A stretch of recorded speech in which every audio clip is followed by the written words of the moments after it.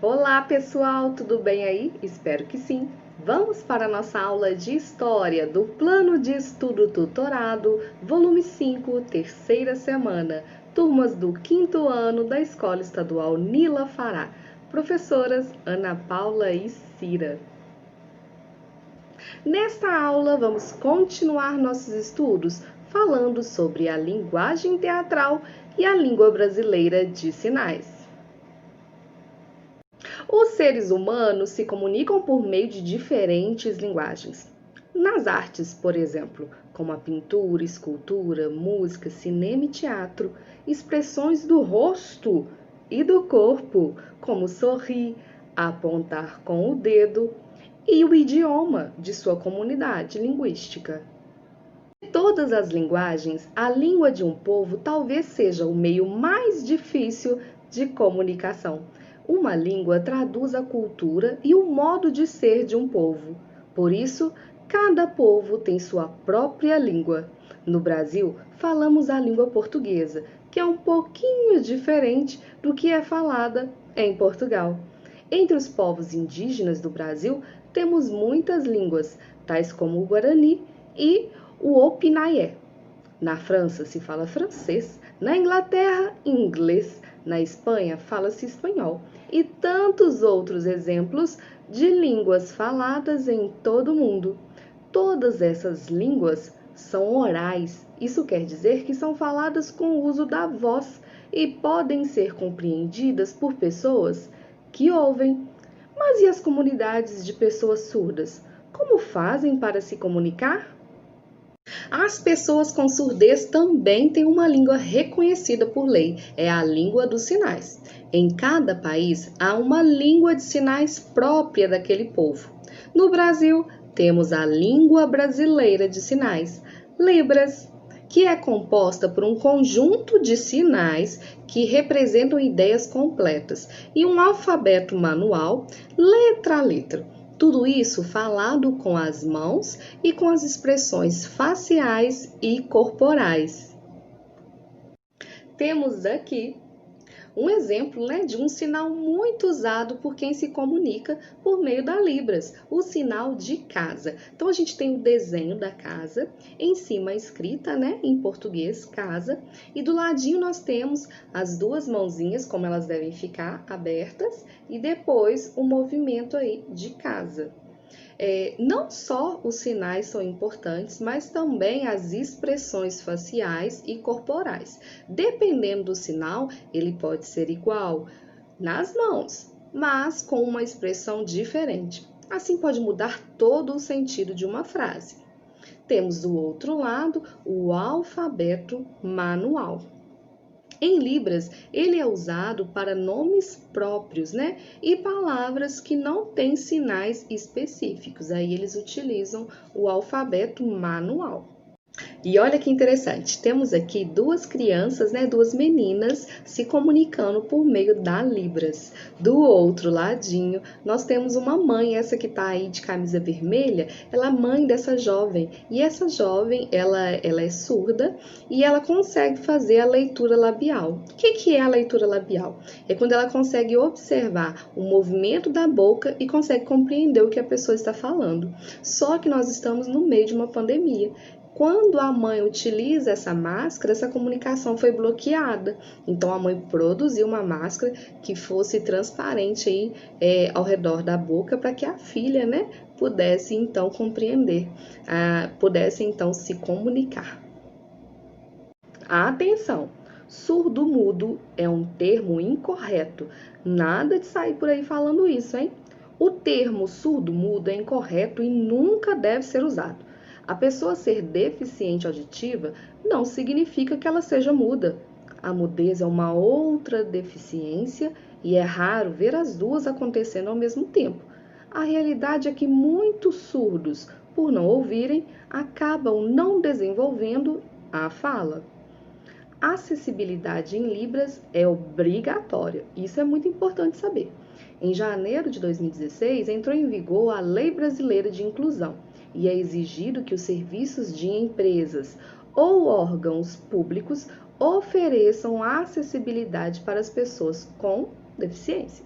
Um exemplo bem próximo, turma, são os programas, né? Se Liga na Educação. Sempre encontramos um intérprete de Libras, oferecendo acessibilidade nas aulas produzidas pelo governo do estado. Turma, um mundo mais tolerante é feito de pessoas interessadas e que se colocam no lugar dos outros. Somos todos diferentes e o mundo fica muito melhor quando as pessoas entendem as outras em suas diferenças. Vamos para o nosso segundo tema da aula de hoje, a linguagem teatral. O teatro grego foi uma manifestação artística muito importante no desenvolvimento da cultura grega e, além disso, serviu de influência e inspiração para outros povos da antiguidade, sobretudo os romanos. Vale lembrar que o termo teatro, teatron, né, do grego, significa local onde se vê ou lugar para olhar. Temos aqui a imagem do antigo teatro grego em Atenas. O teatro teve sua origem no século VI a.C., na Grécia. Surgiu a partir das celebrações realizadas para o deus Dionísio. Essa era uma divindade da mitologia grega relacionada às festas, fertilidade e vinho. Nas celebrações, que duravam cerca de uma semana, as pessoas bebiam, cantavam e dançavam. Com o passar do tempo, as festividades foram evoluindo em termos de organização e elaboração, até chegar ao que hoje conhecemos como teatro com enredo, atores, plateia e encenações. Inúmeros festivais de teatro fizeram parte da Grécia Antiga e eram apresentados durante o dia todo e muitos duravam vários dias. O teatro grego era formado por diversos elementos, como cenários e figurinos. Além da presença de júris, eles apresentavam músicas, danças e mímicas. Para os gregos, ir ao teatro representava um grande acontecimento, que aos poucos foi tomando conta da vida social dos habitantes. As máscaras eram um instrumento essencial no figurino dos atores, sendo muito utilizado no teatro grego. As mulheres não participavam das atuações, pois não eram consideradas cidadãs da polis. Dessa forma, as máscaras antes utilizadas como artefatos para os seus rituais também podiam representar personagens de ambos os sexos. A linguagem teatral pertence ao gênero dramático e tem a dramaturgia como elemento primordial. A palavra drama origina-se do grego, que significa ação. Assim, a dramaturgia é a arte de elaborar um texto com o objetivo de transportá-lo para os palcos. Então, naquela época, eles encenavam, as peças, em especial as tragédias. As tragédias, ela é uma estrutura que consiste em quê? Primeiro, começa-se uma ação bem feliz, Então, o inicial é bem feliz. Só que, todavia, durante lá o espetáculo, o final é trágico, na qual a temática era baseada no sofrimento do protagonista. Com o passar do tempo, novas modalidades foram se incorporando ao gênero dramático. O melhor, que eu acho mais gostoso, a comédia, de caráter cômico, tinha o cotidiano, como temática. E aí ele ia debochar ali dos defeitos humanos e a sociedade como um todo. A sua estrutura consiste em uma situação complicada no início, mas no fim tudo acaba bem. O Auto era uma peça curta, geralmente de conteúdo religioso e, sobretudo, simbólico, tá?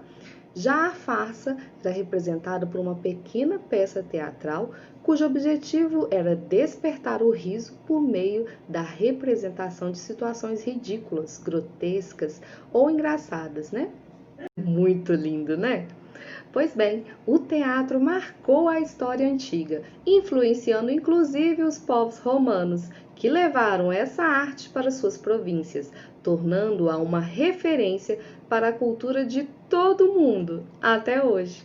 O nosso país é famoso pelos belos teatros, como também pelos excelentes atores e escritores e todos os envolvidos nesse importante segmento da nossa cultura. Espero que tenham gostado da nossa aula de hoje, pois tratamos de dois assuntos, interessantíssimos. No mais, fico por aqui e agradeço o carinho. As nossas diferenças são a nossa força enquanto espécie e enquanto comunidade mundial. Nelson Mandela. Agora, nós vamos para as atividades do PET, volume 5, páginas 76 e 77. Estamos, com muita saudade. Surgindo dúvidas, procure a sua professora. Um grande beijo e até mais. Tchau, turma!